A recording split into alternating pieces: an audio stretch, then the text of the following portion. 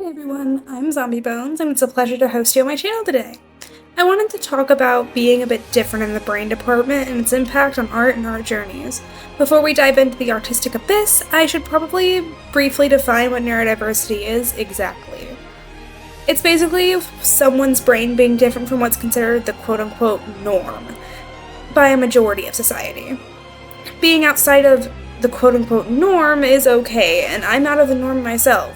I have both autism and ADHD, and they make life a little bit more difficult since the world isn't built to accommodate those diverse brains. Other forms of neurodiversity I personally deal with are OCD and dyslexia. See, neurodiversity affects a lot of aspects of our day-to-day life, which I'm sure you know if ADHD, autism, OCD, or any other form of neurodiversity that life could throw at you. However, the most commonly recognized forms of neurodiversity are autism and ADHD, so I'll be focusing on symptoms of those, I guess. People with autism or ADHD tend to be people with louder emotions and larger emotions due to how we process the world around us. These emotions can affect our art. I've noticed that I make a lot of more vent art than my neurotypical peers. Side note, neurotypical people are what is considered the quote-unquote norm. I'm also prone to oversharing due to these giant emotions, especially on social media. Like, take 5 seconds to look at my Twitter and you'll see that it's overshare station. I think part of the reason that our emotions are like this are because we aren't taught how to properly deal with our emotions at a young age due to the stigmatization of neurodiverse brains. We tend to be taught that we have to bottle up our emotions and quell our excitement, or that our over-the-top reactions to negative stimuli are unacceptable and wrong, which isn't the case at all. Like I said earlier, it's okay to be different, and it's okay to have a different brain wiring than what people expect you to. And that wiring is what causes us to act and react the way that we do as neurodivergent people. It comes through in our art a lot. People with autism and ADHD also tend to find ourselves lost in almost a creative trance, obsessing over every detail. That's the neurodivergent magic at work. We take our obsessions, may they be TV shows, video games, bands, YouTubers, anything like that, to the extreme. We also tend to use that and channel it into our art. For example, the art in the background here is fan art of something that I'm pretty fixated on at the moment, The Amazing Digital Circus. You'll notice that I used some of the music from it as well in the beginning of the video. My biggest example that I can think of my obsessions affecting my art is my hyperfixation that I had on Miraculous Ladybug, which in my case, a hyperfixation tends to be an obsession that lasts for at least 2 months and takes over my train of thought at least half the time. In my case, it was Miraculous Ladybug, like I said. And if you look at my comic, we have patrons, which resemble kwamis very, very closely. They're animals that help channel the power. You'll also notice in my art that I tend to draw artistic inspiration for my style from media that I enjoyed when I was younger, or media that I currently enjoy now.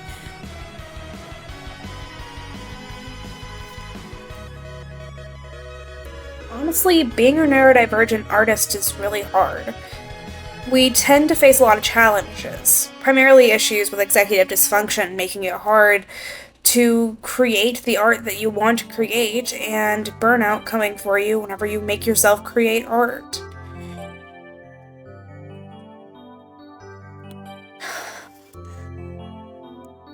Think of your brain as a captain of a ship, responsible for steering, navigating, and keeping everything in order.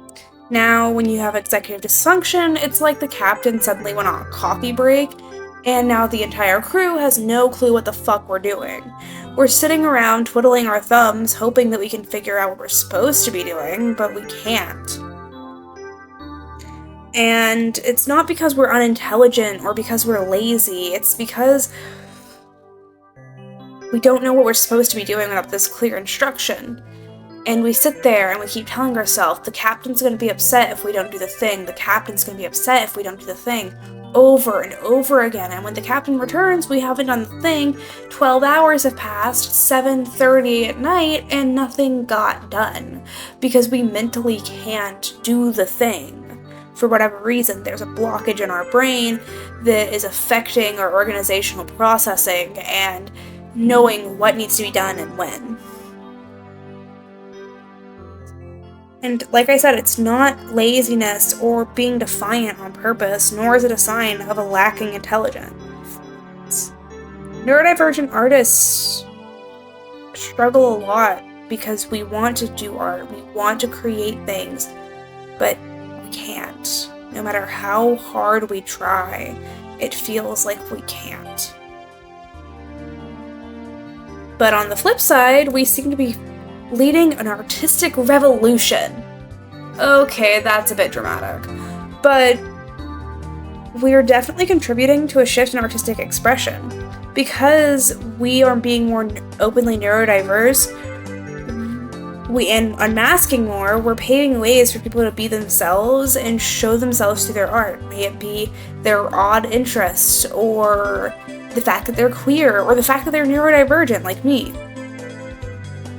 It's just kind of wild that as a neurodivergent artist, you are simply existing and opening doors for people years from now, because you're forcing people to accept you, not just as an artist, but as a neurodivergent artist who has struggles that the average person, quote unquote, won't understand. And we're doing our best to open these doors and create these pathways for us as artists, and I think we're doing a pretty damn good job as of late. The artist scene has always been more accepting of those who are a little bit weird and wacky, and those who are neurodivergent. So, basically, being a neurodivergent artist poses a lot of challenges. Primarily issues with executive dysfunction making it difficult to create art, and then the burnout coming for you when you force yourself to create art. Because your brain doesn't like when you do the thing you want to do. For some reason, it decides to make it where you can't do anything ever again until you lock yourself in a dark room for multiple hours, sleep for 20 hours, and then pretend like everything is the same. It also allows for a unique experience, though, that neurotypical artists don't experience. Our interactions with the world around us is different than people expect it to be. And I think that's the best part of being a neurodivergent artist, because as somebody with autism, I hone in on those tiny little details, and I take inspiration from the smallest areas that people don't expect me to. A good example of this is when I'm walking down the street and I see somebody with beautiful hair and a gorgeous face and a great outfit, and I just have to sketch them in my sketchbook. And everybody I see around me is beautiful, so I'm always overloaded with inspiration. And it allows for me to create things and draw inspiration from things that I didn't think I'd be able to draw inspiration from. I have a perspective that no one else can touch, and it's what makes my art so unique. So go out there and do something you love, be yourself, and most importantly, don't let people tell you the way you create and interact with the world is wrong. We're all unique, whether or not we're neurotypical or neurodivergent. But the issue falls because neurodivergent people are considered outside the norm and weird, and I'm sick of letting that kind of cultivate and letting that be an okay thing. Like, we shouldn't be okay with people calling us weird for interacting with the world slightly differently than they do. I don't know.